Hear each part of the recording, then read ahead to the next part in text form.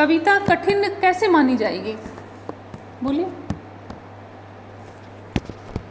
आप कहेंगे इसकी विषय वस्तु जो है बड़ा जटिल है, जिस विषय को उठाया गया है बड़ा गंभीर विषय है और काफी विस्तार है इसमें।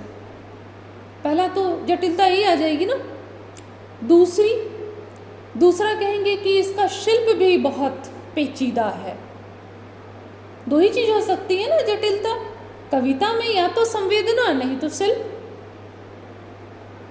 तो कई बार ऐसा होता है कि कठिन विषय उठाते हैं लेकिन शिल्प जो है वो सरल रहता है।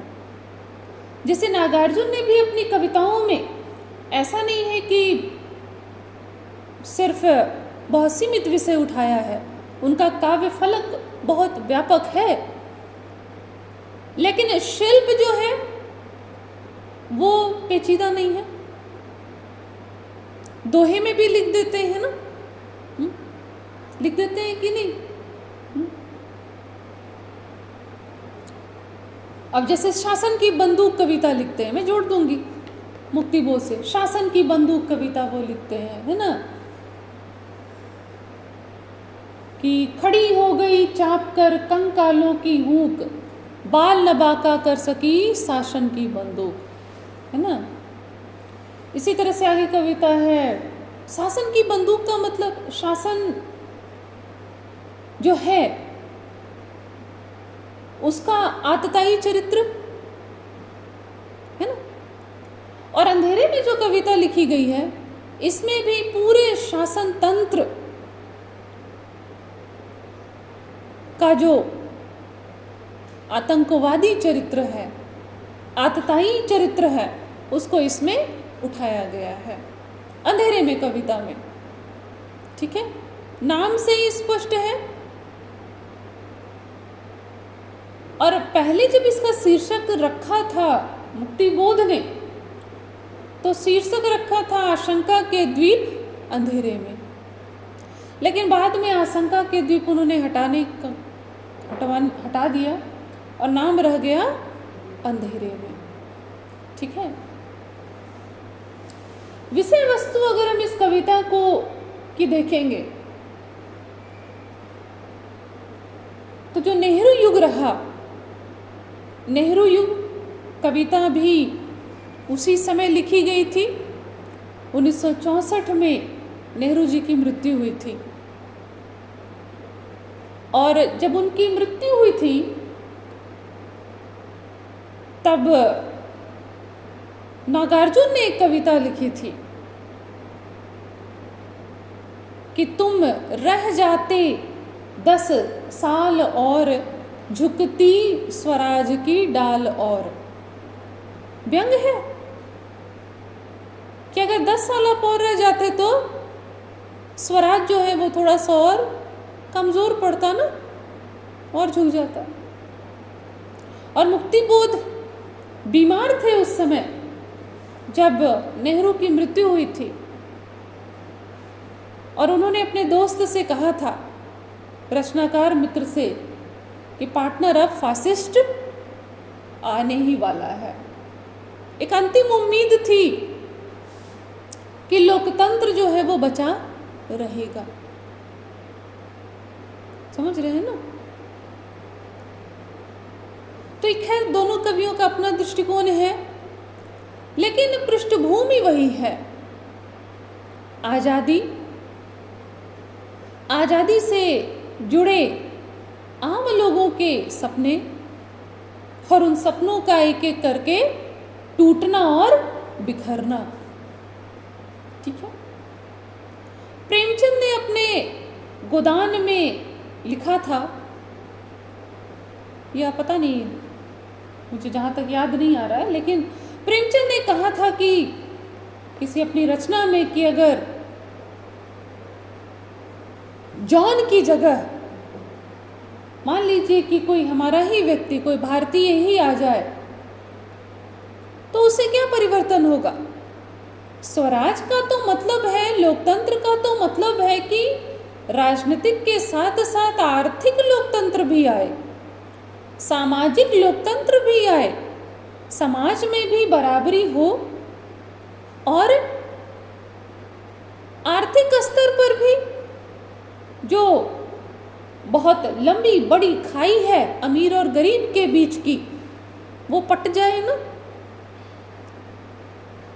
अगर विकास का लाभ, अगर लोकतंत्र का लाभ, आज़ादी का लाभ आर्थिक राजनीतिक स्तर पर प्रत्येक नागरिक को नहीं मिल रहा है, तो ये लोकतंत्र तो लोकतंत्र वास्तव में नहीं है, न इसका उद्देश्य पूरा हो पा रहा है। ठीक है, तो ये सारे सवाल जो थे, ये सवाल दर्ज हैं मुक्ति बोध की इस कविता अंधेरे में। ठीक है, ये अंधेरा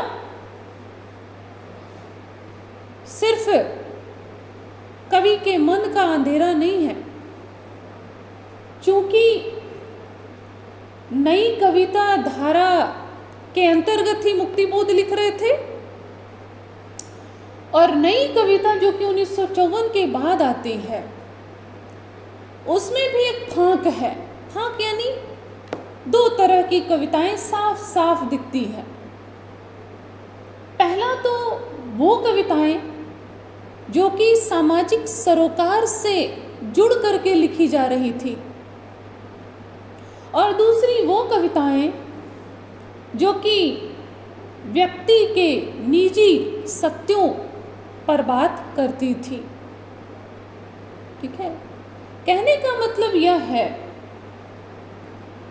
कि मार्क्सवाद की विचारधारा के प्रभाव से कुछ रचनाकार लिख रहे थे जिनकी संख्या कम थी, और दूसरी ओर अस्तित्ववाद के प्रभाव से कुछ रचनाकार लिख रहे थे। बहुसंख्यक रचनाकार अस्तित्ववाद के प्रभाव से लिख रहे थे।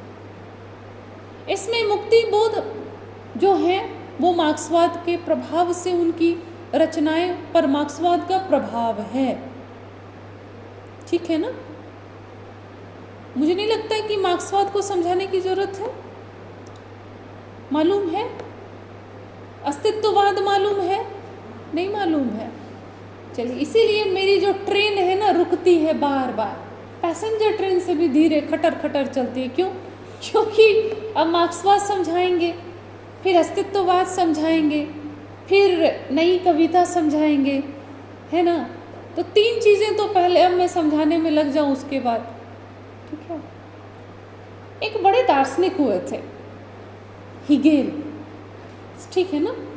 उनकी रचना का अनुवाद भी किया है रामचंद्र शुक्ल ने। उनके दर्शन का बहुत प्रभाव था हीगेल पर, हीगेल के दर्शन का शुक्ल जी पर। ठीक है,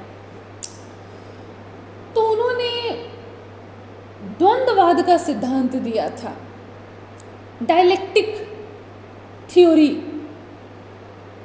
डायलेक्टिक थ्योरी द्वंद्ववाद में यह है कि मान लीजिए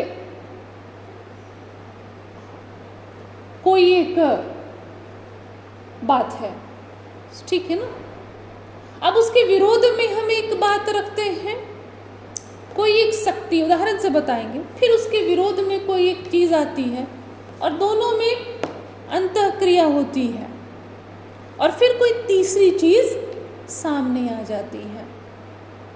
ठीक है ना, जैसे अरस्तु का जो मेथड था, प्लेटो सुकरात का जो मेथड था, डायलेक्टिक मेथड, उसमें क्या करते थे? सवाल करते थे, है ना।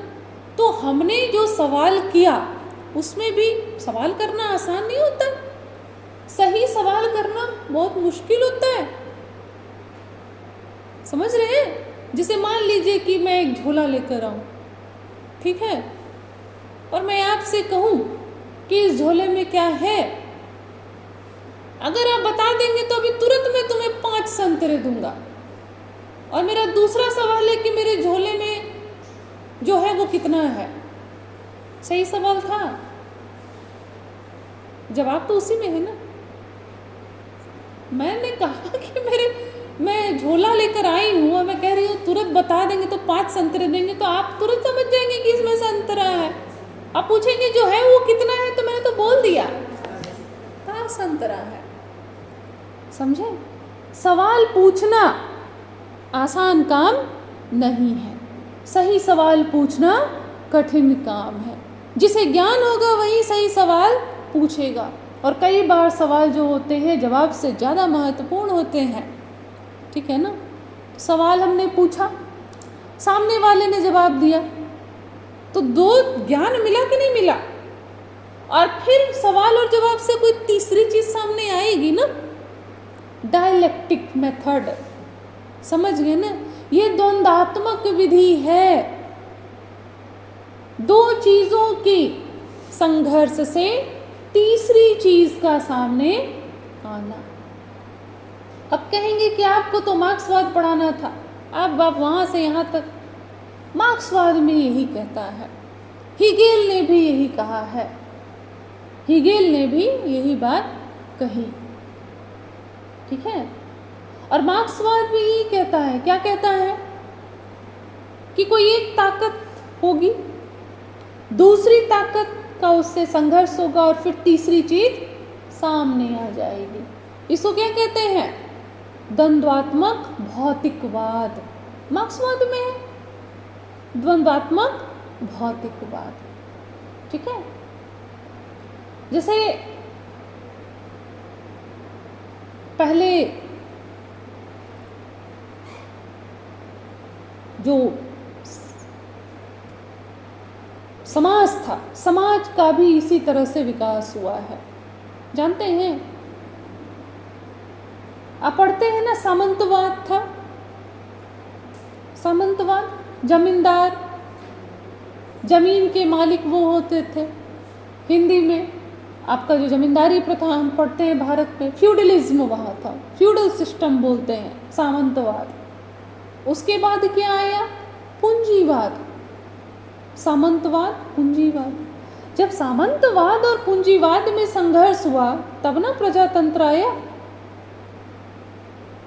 समझ रहे हैं? तो इस तरह से दो शक्तियां जब आपस में टकराती है तो कोई तीसरी ताकत जन्म लेती है, और इसी तरह से समाज का विकास होता चलता है। ठीक है? दूसरी चीज मार्क्सवाद, और मार्क्सवाद में भी यही चीज है ना, शोषक वर्ग और शोषित वर्ग आपस में टकराएंगे ना, संघर्ष की बात कहता है ना कि शोषक और शोषितों के बीच संघर्ष होगा, और उस संघर्ष से ये व्यवस्था निकलेगी, साम्यवादी व्यवस्था, तीसरी ताकत। समझ रहे हैं? संक्षेप में बता रहे हैं, ऐसा तो बहुत कुछ इसमें है। दूसरी चीज मार्क्सवाद क्या कहता है? क्या अनिवार्यतः शोषकों के प्रति हमारी सहानुभूति होगी ना? जो कविताएं लिखी गई मार्क्सवाद के प्रभाव से हिंदी में, अगर उसकी बात करें तो शोषितों के प्रति सहानुभूति और शोषकों के प्रति आक्रोश, वो दो चीजें।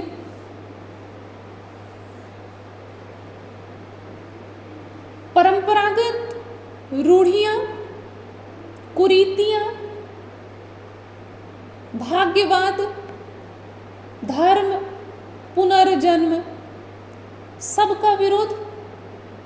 क्योंकि मार्क्स ने कहा था कि धर्म अफीम है। अफीम जानते हैं ना, नशा जो उससे बोलते, धर्म अफीम है, इसकी जरूरत ही नहीं है, नुकसान करेगा। तो धर्म नहीं मानते हैं, पुनर्जन्म नहीं मानते हैं, भाग्यवाद नहीं मानते हैं, किसी भी प्रकार की रूढ़ी कुरीति नहीं मानते हैं। तो ये भी कविताओं में मिलेगा, जहां पर मार्क्सवाद का प्रभाव रहेगा, ये चीजें मिलेगी ना। और क्या, समसामयिकता रहती है उसमें। ऐसा नहीं है कि सिर्फ अतीत के बारे में लिख रहे हैं, उस समय जो घट रहा है, उस समय जो हो रहा है, उससे जुड़ करके कविताएं लिखी गई। तो हिंदी में जो जिन कविताओं पर प्रगतिवाद जिनको हम कहते हैं, हालांकि मुक्तिबोध नई कविता के अंतर्गत माने जाते हैं, लेकिन मार्क्सवाद का प्रभाव उन पर है, ठीक है ना। और खुद अपनी कविता में जगह जगह मुक्तिबोध ने ये स्पष्ट किया है।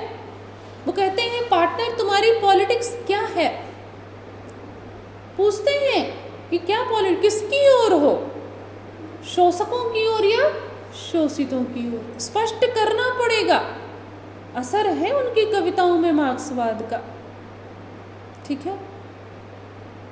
और समकालीनता से जुड़ करके भी लिखते हैं, क्योंकि उस समय का जो युग परिवेश है, जब अंधेरे में लिखा तो उस समय का जो युग परिवेश है वो सब उसमें परिलक्षित है। वो दिखा रहे हैं कि जो सत्ता है वो कितना आतंकित करने वाली है। और दिखाया है उस कविता में, है एक जुलूस निकल रहा है रात के अंधेरे में। रात भी बड़ा आकर्षित करती है मुक्तिबोध को, अंधेरा उनकी कविताओं में जगह जगह आता है। क्यों? और किस संग्रह में ये कविता है? चांद का मुंह टेढ़ा है, शीर्षक से ही स्पष्ट है। चांद का मुंह, चांद जिस पर अब तक न जाने कितनी कविताएं प्रेम की लिखी जा सकी। चांद तो सुंदरता का प्रतिमान है ना, सौंदर्य का प्रतीक है वो, एकदम ब्यूटी। लेकिन मुक्तिबोध को वो चांद टेढ़ा दिखाई पड़ रहा है, समझ रहे ना। और वो नहीं कह रहे कि दूज का चांद है, वो कहते हैं टेढ़ा चांद है, मुंह ही टेढ़ा हो गया है। और मुंह कब टेढ़ा हो जाता है? जब लकवाग्रस्त हो जाता है, तब ना मुंह टेढ़ा होता है। विकलांगता कब आती है चेहरे पर? जब वो लकवाग्रस्त हो जाता है, यानी कोई चीज है जो विकलांग हो चुका है। वो क्या है? वो है इस देश की व्यवस्था, इस देश की राजनीतिक व्यवस्था है जो कि विकृत हो चुकी है, जो कि विकलांग हो चुकी है। इसीलिए चांद जो है वो टेढ़ा नजर आ रहा है, उसका मुंह टेढ़ा हो चुका। ये उनकी सोच है, परिस्थितियों के प्रति उनकी प्रतिक्रिया है। और ऐसे हालात में जबकि चारों ओर अंधकार ही अंधकार, ये अंधकार, इस अंधकार को भी अलग अलग ढंग से विश्लेषित किया गया। कई बार ऐसा होता है कि किसी बहुत अच्छी रचना पर बहुत विद्वान आलोचक विचार करते हैं और रचना के साथ न्याय नहीं करते हैं। इसलिए जब इनकी जो कविता आई मुक्तिबोध के अंधेरे में, उस पर भी उस समय जो शीर्षस्थ आलोचक थे उन्होंने अपने अपने ढंग से विचार किया। और रामस्वरूप चतुर्वेदी इस पर अस्तित्ववाद का प्रभाव मानते हैं। अब अस्तित्ववाद भी तो नहीं मालूम है आपको, मालूम है? नहीं मालूम है, ठीक है ना। मान लीजिए ये बॉटल है ना जी। अब मेरा मन क्या, मूड बहुत ख़राब है। मूड क्यों ख़राब है? क्योंकि आज आए हैं तब से बैठे हुए थे, 2 क्लास में बैठे हम रहे, ठीक है। क्योंकि मुझे मौका नहीं मिला, मौका किसी और को मिला, ठीक है। तो मुझे प्रतीक्षा करनी पड़ी। अब मेरा मूड खराब है, मेरा मन कर रहा है मैं इस बोतल पे गुस्सा उतारूं। मैंने इसे बंद किया, ठेल के गिरा दिया। ये बोतल मुझे कुछ कहेगा? कह सकता है ये बोतल कि अपना गुस्सा मुझ पे क्यों उतार रहे हो, तुम्हें हक नहीं है। मैं गिरना नहीं चाहता हूँ, मैं तो टेबल पर ही रहना चाहता हूँ। बोल सकता है क्या ये बोतल निर्णय ले सकता है? इसलिए इसका अस्तित्ववाद के हिसाब से नहीं है। लेकिन अगर मैं आऊं और बिना वजह आपको ठेल दूं, आप क्या कहेंगे? दिमाग खराब हो गया है? हाँ, मुझे तो नहीं ठेलाना था, आपने ऐसा क्यों किया? मेरी इच्छा नहीं थी गिरने की, ठेलाने की, कह सकते हैं ना? आप निर्णय ले सकते हैं, लेकिन निर्जीव चीज निर्णय नहीं ले सकती है। समझ गए ना? ये सबसे महत्वपूर्ण चीज होती है कि हमारा अस्तित्व है, ये इससे प्रमाणित है कि हम निर्णय ले सकते हैं। लेकिन ये निर्णय लेना हमेशा क्या सुखद होता है? सुखद होता है? नहीं ना। मान लीजिए आपके पास निर्णय लेने का अधिकार था कि या तो पीजी की पढ़ाई करिए, नहीं तो आप विवाह करिए या जॉब की तैयारी करिए, कोई भी ऑप्शन हो सकते थे, आपके पास विकल्प था। आपने विकल्प चुना, पढ़ना है, तो क्या सुखद रहा ये? मतलब सार्थक है, नो डाउट सार्थक है, लेकिन सुखद है नहीं ना। विवाह का निर्णय लेते, कोई गारंटी नहीं है, कहते कि सुखद है लेकिन सार्थक नहीं है, दुखी है हम। सार्थक है लेकिन सुखद नहीं है, दुखी है हम। मेरी बात समझ रहे हैं? निर्णय लेने के लिए मनुष्य अभिशापित है, उसके पास विकल्प रहेंगे, उसे निर्णय लेना पड़ेगा। ठीक है, वो बाध्य है, बिना निर्णय लिए कह सकता है, हो सकता है कि 10 कदम के बाद हम गिर जाए कहीं, लेकिन हम यहाँ क्या खड़े रहेंगे अनंत काल तक? हाँ, कि पहले देख लें अगला पैर, बायां पैर हम रखे हैं, दायां पैर तब उठाएंगे जब पता लग, धरती की पूरी परीक्षा कर लें, एकदम जांच पड़ताल कर लें? नहीं, चलना ही है, गिरे चाहे जो, निर्णय तो लेना है। ठीक है, लेकिन साथ ही साथ अस्तित्ववाद यह कहता है कि आप निर्णय लेने के लिए स्वतंत्र हैं, लेकिन जो निर्णय लेंगे उसका फल भी भुगतने के लिए अभिशापित है, कर्स्ड है, बाध्य है, झेलना पड़ेगा परिणाम भी। सोच लीजिए, समझ गए ना? इसको कहते हैं फ्री विल। फ्री विल, पहले फ्री विल नाम की कोई चीज नहीं थी, मनुष्य तो स्वतंत्रता ही नहीं था, नहीं स्वतंत्र था। ठीक है, जिसे तुलसी ने कह दिया, ना चाही नरमर कटकी नाई, सब ही नचावत राम गोसाई। मतलब अरे आदमी बंदर की तरह नाच रहा है, और नचा कौन रहा है? ऊपर ईश्वर नचा रहे हैं। तो यह भी तो विचारधारा थी ना, हमारे हाथ में कुछ नहीं है। ठीक है, जो विधि का विधान है वो हो रहा, जो ईश्वर का आदेश है वो करना, मनुष्य के हाथ में कुछ नहीं है। लेकिन अस्तित्ववाद कहता है सब कुछ मनुष्य के हाथ में है। कोई दर्शन हम नहीं जानते हैं, कोई परंपरा हम नहीं स्वीकार करते हैं, कोई नैतिकता, नीति के नियम, आचार शास्त्र, विधि, कुछ नहीं। सबका नियामक कौन है? मनुष्य है। उसका अस्तित्व सबसे अधिक महत्वपूर्ण है, कोई दर्शन नहीं है। रखिए आप अपना सारा दर्शन, जीवन दर्शन, सारा एथिक्स, सारा आचार शास्त्र, अपना दर्शन तो हम खुद ही बनाएंगे अपने अनुभवों से। समझ रहे हैं? पीछे का कुछ हम नहीं जानते हैं। एब्सोल्यूट फ्रीडम एकदम मनुष्य का, समझ रहे हैं? खैर इसमें अस्तित्ववाद में भी और बहुत है, दो तरह की विचारधारा है। एक है जो आस्तिक अस्तित्ववाद है, दूसरा नास्तिक अस्तित्ववाद है। किरकेगार्ड जो है वो आस्तिक अस्तित्ववादी हैं, सार्त्र जो है नास्तिक अस्तित्ववादी हो जाते हैं। समझ रहे हैं? तो बहुत सी बातें उसमें, लेकिन मुख्य मुख्य बातें ये है, आदमी सबसे महत्वपूर्ण है।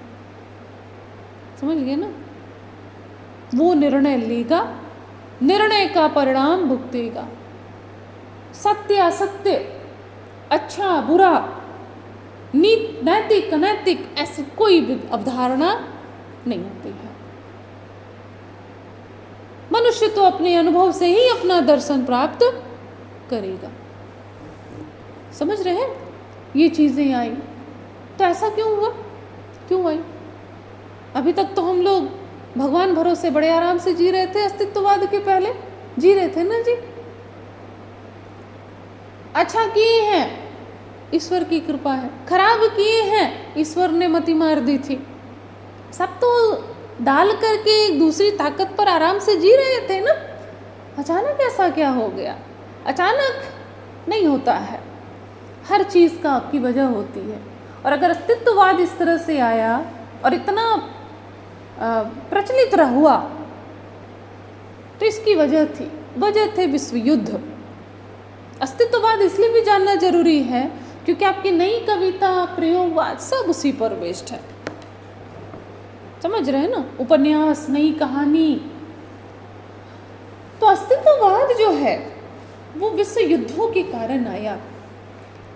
पहले से विचारधारा चल रही थी लेकिन अस्तित्ववाद के रूप में वो नहीं थी। जैसे किरकेगार्ड का दर्शन है वो पहले का है, लेकिन सार्त्र जिसको लेकर जिस अस्तित्ववाद को आते हैं उस पर तो स्पष्ट प्रभाव है दो विश्व युद्धों से उत्पन्न मानसिकता, लोगों की मानसिकता। आखिर विश्व युद्ध में ऐसे क्या किए? कई बार ऐसा हुआ, भयंकर खून खराबा हुआ ना। विश्व युद्धों में भयंकर खून खराबा हुआ ना। मुझे लगता है कि प्रथम विश्व युद्ध में करीब 1.5 करोड़ लोग मारे गए थे और द्वितीय विश्व युद्ध में भी मुझे लगता है कि 4-5 करोड़ तो जरूर मारे गए होंगे। करोड़ों लोग मारे गए, निरपराध लोग मारे गए, शहर में बम वर्षा की गई। आज भी आप देखिए जो हो रहा है गाजा पट्टी पर। आज तो पढ़े कि वहाँ अकाल की स्थिति अब हो रही है, लोग मर रहे हैं भूख से, अकाल की स्थिति हो रही है वहाँ पर। और इधर यूक्रेन में युद्ध हो रहा है ना 3 साल से, मुझे लगता 3 साल हो गया ना करीब। तो यूक्रेन में जो युद्ध चल रहा है, हजारों लोग मारे गए ना, निरपराध बच्चे मारे गए ना।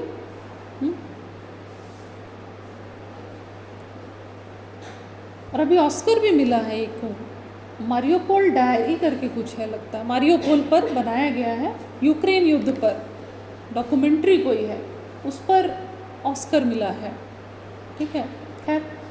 तो ऐसी स्थिति में जब इतने बड़े पैमाने पर नरसंहार हुआ तो एक उदासीनता आई ना लोगों के मन में, एक निराशा, एक सवाल कि अगर ईश्वर है तो इतना अन्याय कैसे हो रहा है? क्यों इतना अन्याय हो रहा है? अगर ईश्वर है तो रोकता क्यों नहीं है?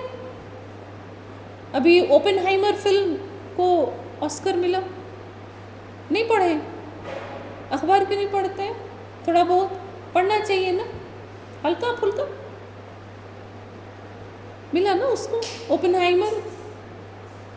वो भी उस वैज्ञानिक के अंतर्द्वंद पर आधारित है जो कि परमाणु बम बनाए थे। आइंस्टाइन के भीतर भी बहुत अंतर्द्वंद था। एक डॉक्यूमेंट्री है नेटफ्लिक्स पर, ठीक है। तो ये चीज़ें जो हुई, खासकर हिरोशिमा और नागासाकी में जो हुआ, ये तो सुने होंगे, परमाणु हमले हुए, भाप की तरह उड़ गए लोग, हजारों लोग मारे गए, हजारों क्या लाखों, दोनों मिला करके तो लाखों हो गए। ठीक है, इतने बड़े पैमाने पर जो हिंसा हुई, नरसंहार हुआ और इतना क्रूरतम रूप मनुष्य का सामने आया, तो ये सवाल मन में उठा ना कि आखिर ऐसा ईश्वर है तो ऐसा क्यों है? ठीक है, और तब एक लाचारी का अनुभव हुआ ना कि हम परिस्थितियों के आगे लाचार हैं, हम कुछ नहीं कर सकते हैं, जो परिस्थिति है उसके हिसाब से हमको निर्णय लेना ही है, और जो परिणाम होगा उसको हम भुगतेंगे ही। तो धर्म, दर्शन, नैतिकता, सौंदर्य बोध, तमाम अवधारणाएं खंडित हो गई। और ऐसे निराशा के माहौल में यह बात, यह विचारधारा सामने आई जो कहता है कि मनुष्य का अस्तित्व ही सबसे महत्वपूर्ण है। वो निर्णय लेगा और निर्णय का परिणाम भी भुगतेगा। अंधा युग नाटक इसी पर है, मालूम है? अंधा युग नाटक यहाँ पीजी में नहीं पढ़ा रहे, देखिए अंग्रेजी में पढ़ा रहे, क्योंकि आपका तो सिलेबस अपडेट होगा नहीं। अंधा युग लोग पढ़ रहे हैं, बताइए। उसमें भी यही है, यही द्वंद्व है कि चाहे पक्ष न्याय का लीजिए, चाहे पक्ष अन्याय का लीजिए, अंत में आत्महत्या ही सबकी नियति है। और अस्तित्ववाद के विचारक कहते हैं कि एक ही सवाल सबसे महत्वपूर्ण है। वो कौन सा सवाल है? आत्महत्या का। समझे? अंतिम नियति यही है। चाहे सत्य का पक्ष लीजिए, चाहे असत्य का। और अंधा युग में यही दिखाया गया है कि युजुत्सु कौन था? जब युद्ध प्रारंभ हुआ तो कृष्ण ने कहा कि ये तो धर्म और अधर्म का युद्ध है। जिनकी भी इच्छा है वो कौरवों की तरफ लड़ सकते हैं, और जिनकी इच्छा है वो पांडवों की तरफ लड़ सकते हैं। तब कौरवों में से एक भाई, जिसका नाम था युयुत्सु, और युयुत्सु का मतलब ही होता है युद्ध करने को उत्सुक। समझे? युयुत्सु धर्म के पक्ष में आ गया। कहाँ आ गया? पांडवों। उसे भरोसा था ना, भरोसा था ना कि जहां भगवान खड़े हैं वो धर्म का पक्ष है, भगवान तो अधर्म नहीं होने देंगे, तो धर्म के पक्ष में आ गया। और युद्ध के बाद उसने आत्महत्या कर ली थी, क्योंकि इतने ताने उसे मिले कि अपने भाइयों की हत्या के लिए तुम जिम्मेदार हो। ठीक है, तो पक्ष तो उसने धर्म का लिया था ना, लेकिन अंतिम परिणति आत्महत्या में ही हुई। ये निराशा की पराकाष्ठा है कि नहीं है? कि हम सत्य का पक्ष लेंगे तब भी अंतिम परिणति हमारी अच्छी नहीं है, असत्य का पक्ष लेंगे तब भी कुछ भी करिए कोई उपाय नहीं। एक असहायता की स्थिति है। कुछ भी कर लें जीवन अभिशापित ही रहेगा। समझे? जीवन अभिशापित ही रहेगा, कुछ भी हम कर लें। ये असहायता। और एक और रचनाकार विचारक हैं अल्बेर कामू। वो भी अस्तित्ववाद पर उन पर प्रभाव है। वो क्या कहते हैं? उन्होंने लिखा the myth of Sisyphus. Sisyphus कौन है? एक यूनानी मिथकीय पात्र है। और सिसिफस क्या करता है? उसके कंधे पर एक बाउल्डर है। बाउल्डर यानी बड़ा सा चट्टान है, और उस चट्टान को सिसिफस लेकर के पहाड़ पर चढ़ रहा है। ऐसा नहीं है कि वो चोटी पर पहुंचता नहीं है, जैसे ही पहुंचता है सरक कर नीचे आ जाता है, फिर वो दोबारा चढ़ने लगता है, फिर पहुंचता है और तुरंत सरक कर नीचे आ जाता है। अस्तित्ववाद कहता है कि ये मिथ ऑफ सिसिफस हमारा जीवन है। हम भी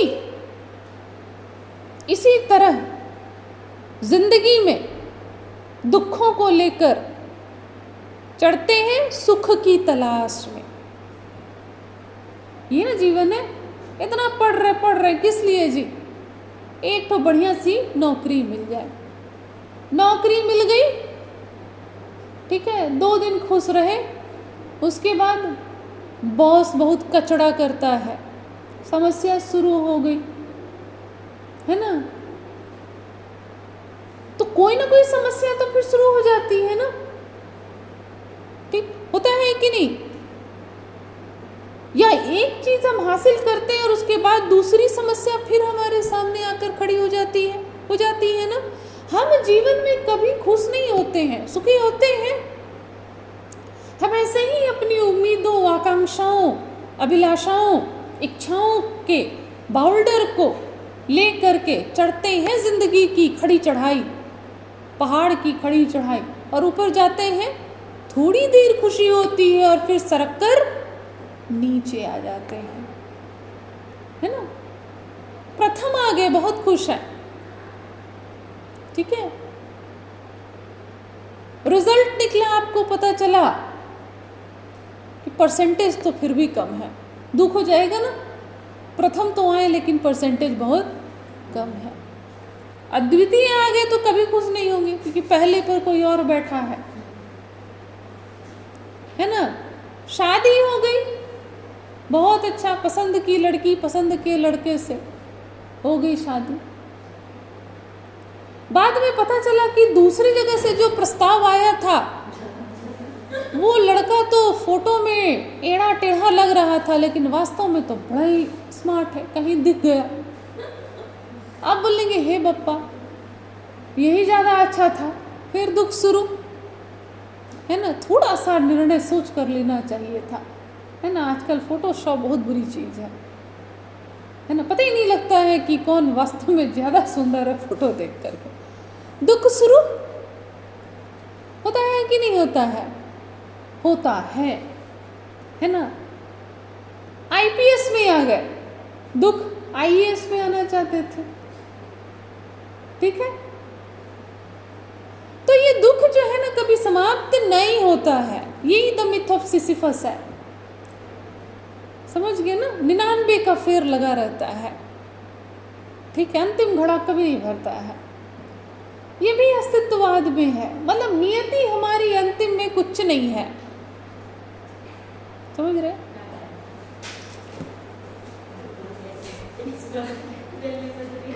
तो बोले क्या नहीं आप लोग? अच्छा लग रहा था।